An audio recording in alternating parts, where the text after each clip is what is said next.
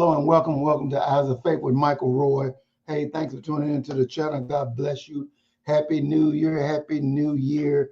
We're in 2025, and unfortunately for us, it did not start out the way we wanted. The United States experienced a couple of different tragedies. Of course, the New Orleans tragedy where the 15 people lost their lives. And then, of course, the New Year's Day tragedy where the soldier blew himself up in front of the Trump Hotel. Bad news, but I'm going to talk about just the soldier, and try to address that a little bit, flesh that out. I'm going to first show the picture of that blast that we saw. Let me see if I can share that. Here we go.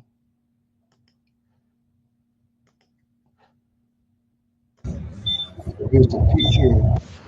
So we see a lot. Copy. I just heard a boom. Oh my! Kind of, wow there. So, we kind of see that. Hey, there's some crazy things going on. We don't know exactly what this young man is going through. We don't know exactly what he's dealing with, but we know that there's some things going on in his life that caused him to do this thing. Let's flesh out who is he? Who was that Cybertruck bomber? He was one Matthew Livelsberger. Matthew Allen Livelsberger. He was 37 years old. He's an active military soldier. So he was on leave from Germany, came home to spend time with his wife, I'm told. Now, what we do is we're trying to expose who he is, a little bit about this guy. Apparently, he's a smart guy, he's intelligent. Participated in a show on the History Channel called The Ultimate Soldiers Challenge with another guy, Tim Kennedy, and they together participated in this show, The Ultimate Soldier Challenge, 12 years ago, which would be 2013, where they apparently were very successful. And let me see if I can share that. Let's see where we at.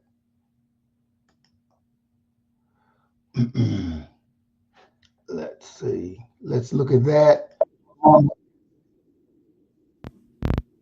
It's a reality show that pits teams of elite soldiers from around the world against each other. Matt and Tim from the U.S. Army Special Forces, better known as the Green Berets. Matthew Livelsberger and his partner Tim Kennedy, both Green Berets, appeared on the Ultimate Soldier Challenge 12 years ago on the History Channel. While the other guys are still setting up, the Americans take their first shot at the sniper on the top of the tower.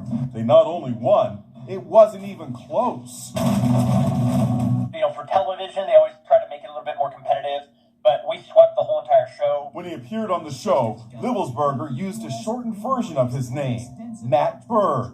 So it took Tim Kennedy a while to put two and two together. It took about 12 hours of me seeing some photos as more photos started coming out of who he was.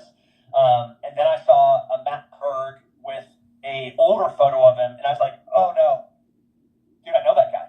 And then it just tore my heart out because he was a really great Green Beret. And what was he like? He was charming. He was talented. He was personable. He was kind. He was all the things that you would expect from a Green Beret. Wow. So, hey, that says a lot. I mean, Tim Kennedy says he's a great guy, very personable, willing to compete and have a good time.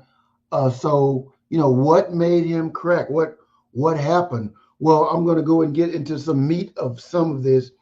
apparently it is alleged. Now, I must say, it's alleged that when he came home, that his wife accused him or suspected he was cheating on her, and that she left him. That apparently she left the house, went somewhere else, maybe with some other family members. We don't know for sure. But during this time, apparently, in this brief time, he was contacting old girlfriends, and he went out and rented this Cybertruck and was calling old girlfriends and telling them about the truck, how he felt like Batman and all these things. One of the old girlfriends, Alicia Arrit. Alicia Arrit. Apparently, she was his girlfriend back in 2019, and she said that he was in the Middle East in 2019, and when he had come back, he suffered a traumatic brain injury. She said it kind of left him mentally unstable, but he didn't want to let his superiors know how bad it was, so he never really told them of it. So apparently, on top of the mental brain injury, on top of all the other things apparently this young guy was dealing with, his wife left him.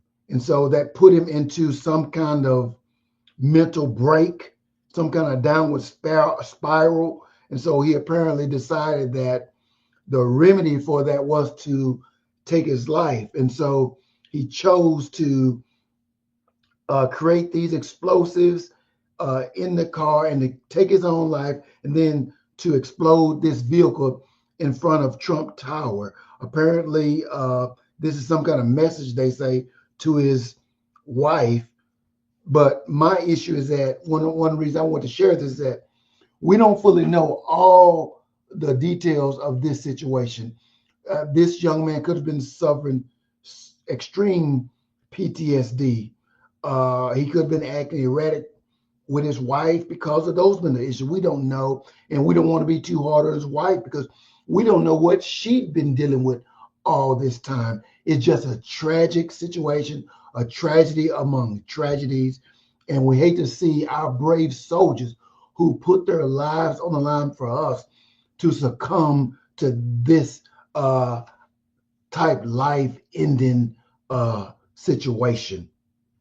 I would ask that we all be compassionate and try to put ourselves in that situation.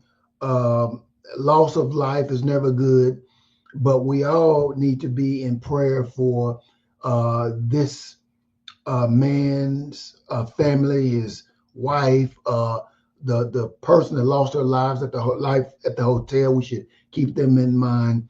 But our first responders, whether it be the military, whether it be the police officers, whether it be firemen, listen, there is PTSD that's affecting these brave men and women who go out and put their lives in harm's way every single day.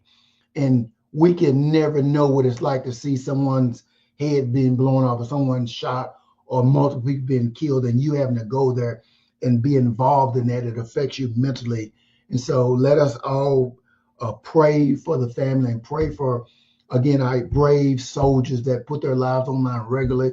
And we know many of them suffer divorce, they have marital problems because all the things they deal with on a regular basis. So I want to share this. Again, it's a tragedy among many tragedies. Unfortunately, Matt gave his life because he couldn't deal with whatever's going on. You know, some of these situations, I want to say this for our young men and women who are in the military, who are in the police force. Marital problems happen. And maybe his wife did leave him, but she could have changed her mind. See, we sometimes get a short focus on things and we make rash decisions. I want you to know that sometimes we have breaks in relationships, and that doesn't mean it's in a relationship. So if you're dealing with that, just because you and your wife or a husband are going through issues right now, it doesn't mean that the marriage is over. Maybe she needed a break. Maybe she wants you to get counseling. So let's not use short-term solutions for long-term issues.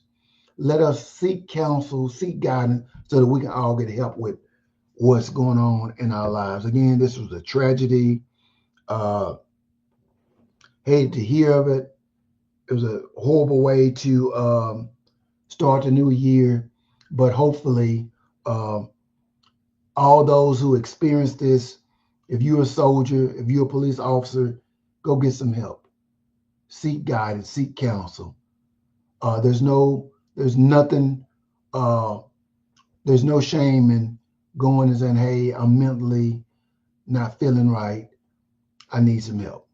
That's the brave thing to do. That's the honorable thing to do. That's the right thing to do. If you or a loved one experiencing this, please get some help. Get them some help, because we all need them healthy to continue to do for us what we can't do for ourselves. Hey, this is The Faith with Michael Roy. If you like this video, give me a thumbs up.